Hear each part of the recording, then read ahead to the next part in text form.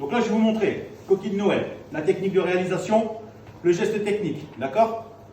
Comme je vous l'ai dit tout à l'heure, c'est vraiment une recette de brioche qui est assez simple, d'accord? Au niveau des ingrédients, on n'y retrouve pas beaucoup de beurre, pas beaucoup d'œufs, pas beaucoup de lait. Vous verrez que par la suite, on fera des recettes de brioche qui sont beaucoup plus complètes et beaucoup plus riches, d'accord? Là, c'est une première, on va faire simple. Ça marche?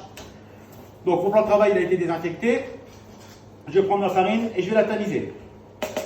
Donc, je tamise ma farine. Donc, le fait de tamiser la farine, ça va servir à quoi? Vous vous rappelez ce que je vous ai dit ou pas? Aérer, enfin, c'est pas le mot là, mais aérer. Ouais, à la rendre plus fluide. Vous voyez, par rapport à tout à l'heure, elle est comment? Là, elle est bien fluide. Donc, comme on a utilisé une T55, le fait de la tamiser, c'est encore mieux. Si on utilise une T45, on n'est pas forcément obligé de la tamiser. D'accord? Ensuite, là, ce que je vais réaliser, c'est quoi? Voilà, une fontaine. Donc, comme on a vu tout à l'heure, sur la fiche technique, au niveau de la technique de réalisation, on mélange le sucre. D'accord? Donc, dedans, j'avais préalablement mis ma pincée de sel. Ok? Donc, la pincée de sel, le sucre et la farine. Voilà. Ok? Tac. Je refais un puits. On va émietter la levure. Donc 15 g de levure pour la recette. Il y a des recettes de brioche également où on peut, ou comme la semaine dernière on a fait ensemble la pâte levée, vous vous rappelez, on avait délayé la levure dans le lait tiède. Vous vous rappelez? Mais là dans l'occurrence on ne va pas le faire. Là on y met le lait et le beurre. On va faire ramollir. Donc en moyenne 15 secondes au micro-ondes, c'est suffisant.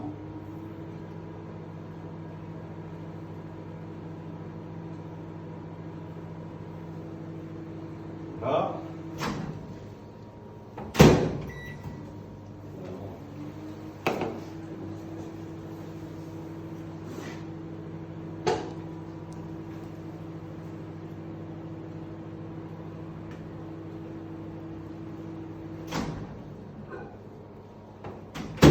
Donc là, ce que je recherche à avoir, c'est un lait tiède et un beurre légèrement pommade, comme là ici. Ça marche? Donc là, voilà. Ici, ça.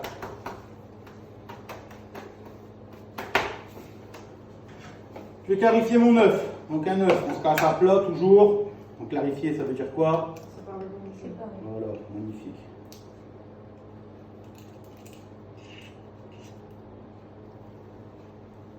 Boum. Une chose à faire, on a touché un œuf, qu'est-ce qu'on fait? On se lave les mains, d'accord? Toujours. Donc là, on a du désinfectant, on s'en sert, contact alimentaire, voilà. Ça m'évite de quitter la cuisine, d'aller me laver les mains en lavement. Une fois qu'on a fait ça, eh ben, tout doucement, on va incorporer notre lait avec notre beurre dans notre préparation. Et du coup, ça te fait pas la main. Ah si, regarde, Ouais, mais j'utilise je les veux mains. dire, Là. t'as une Voilà. athlète. Voilà. Là, c'est une corne. Ah. Voilà, j'utilise une corne, après je vais mettre les mains. Parce que tu es obligé de mettre les mains après. D'accord? Tac.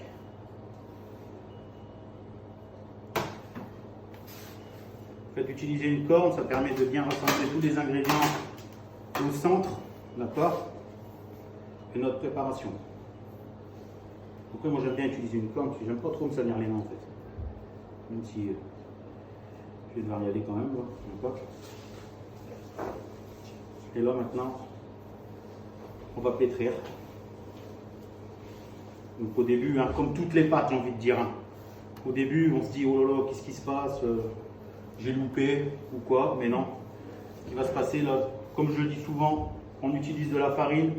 Le fait de pétrir, ce qui va se passer, c'est que l'amidon de la farine, il va s'éclater et la pâte va devenir très homogène, très lisse. Et pour une pâte à brioche, ce qu'on recherche, c'est de l'élasticité.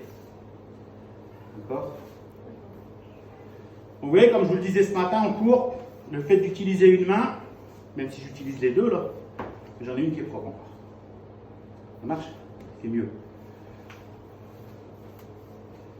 Vous voyez la différence entre utiliser un marbre ou un plan de travail, en l'occurrence, nous c'est un plan de travail en inox. Et là voilà, là je travaille. Donc, bien évidemment, il faut aller chercher tous les ingrédients qui sont sur la corne, hein, sinon la recette elle va être faussée, il n'y aura pas tout. Et là maintenant, Voilà.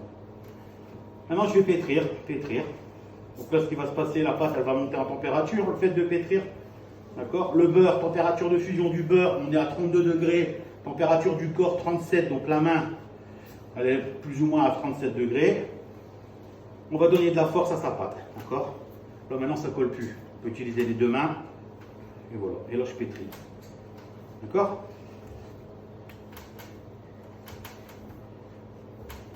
Pas hésiter. Alors vous avez vu, c'est vraiment pas... On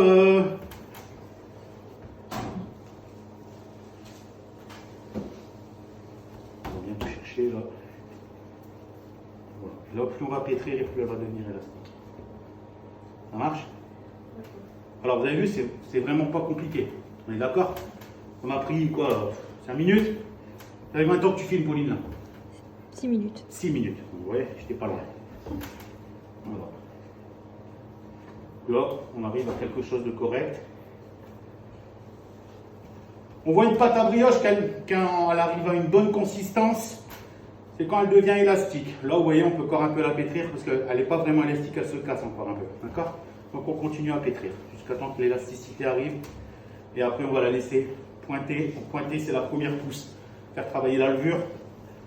Ensuite, on va rompre, on va façonner et on va remettre à pousser. Faire de donner 2 pouces et donner de la force à sa pâte. D'accord? C'est bon? Oui. Et voilà.